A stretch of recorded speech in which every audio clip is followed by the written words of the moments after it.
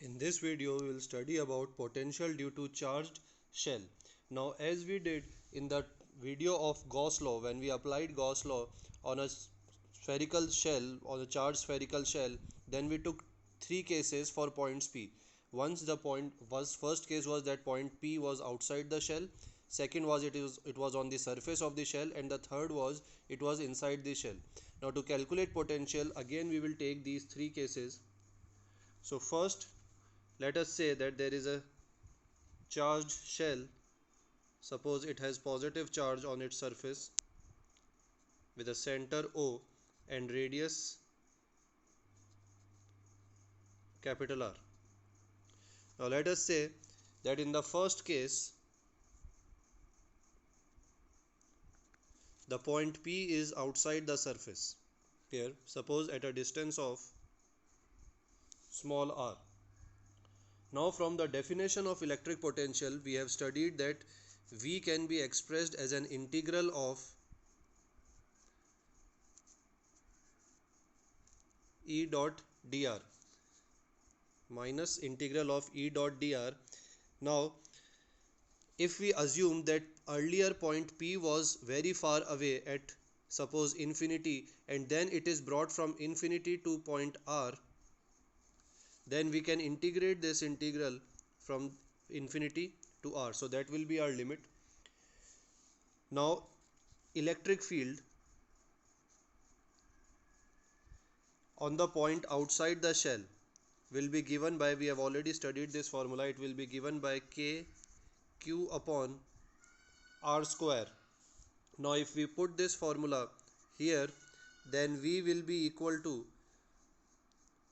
minus infinity to R K Q upon R square dr. So it is pretty much clear that we have to integrate R square with respect to dr.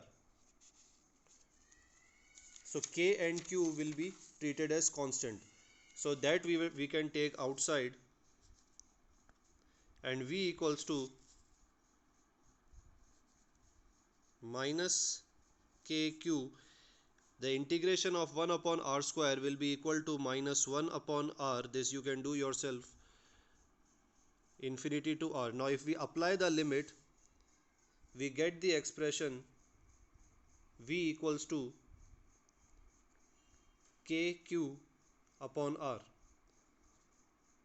So it is the same as the formula for potential energy. So this is our first case when point P is outside the surface of the outside the body of the shell.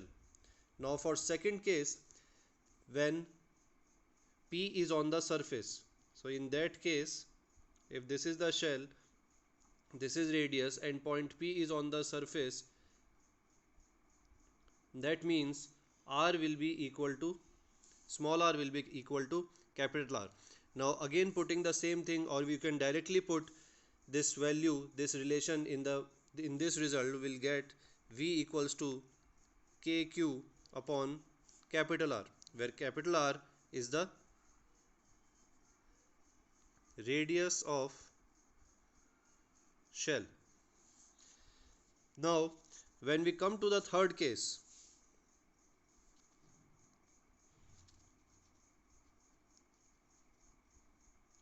in third case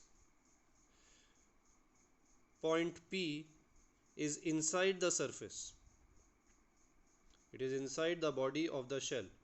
So that means small r is less than capital R. But here we should recall that when the point is inside the surface, then electric potential behaves differently. So we can divide this entire potential into two parts. We can say, to understand this, we can say that point P was taken from infinity and then it was brought to the surface, from infinity to surface, and then from surface to inside the present point. So we have our two journeys of point from infinity to surface, where R equals to capital R, and from the surface, or we can write it like this, from infinity to surface, and then from surface to point P, this point. Okay, so we will do the similar integral R.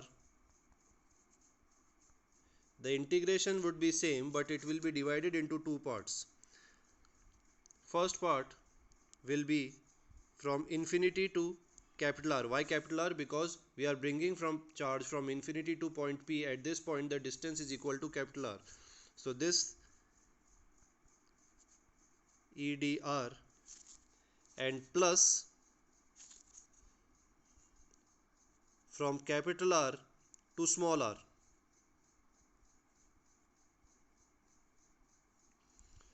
Okay. Now the value of this first integral is same as obtained in the second case. So this will be equal to k q upon r. The first integral will be equal to k q upon r.